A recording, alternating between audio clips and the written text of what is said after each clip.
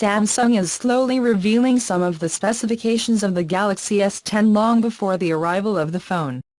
Last week, Samsung introduced 5 new types of Infinity displays, including the Infinity Flex display of the folding handset, but also the Infinity O display that is expected to hit at least 2 of the 3 Galaxy S10 phones next year.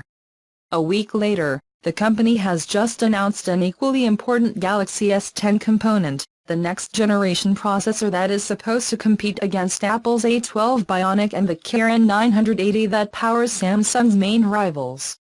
Samsung, a few weeks ago, announced that it is ready to manufacture its own 7nm chips using a technology different from the one used to produce the Aion Bionic A12 7nm processors of the iPhone XS and the XR series. But the Exynos 9 Series 9820 chip is not based on the 7nm process. That's something that Samsung kept out of the press release, although the specification is clearly mentioned in the Exynos 9820 mini site.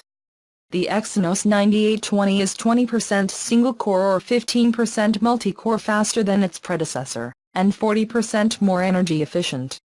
The CPU comes with a Mali G76 GPU that will offer a performance increase of 40% and an energy saving of 35% over its predecessor.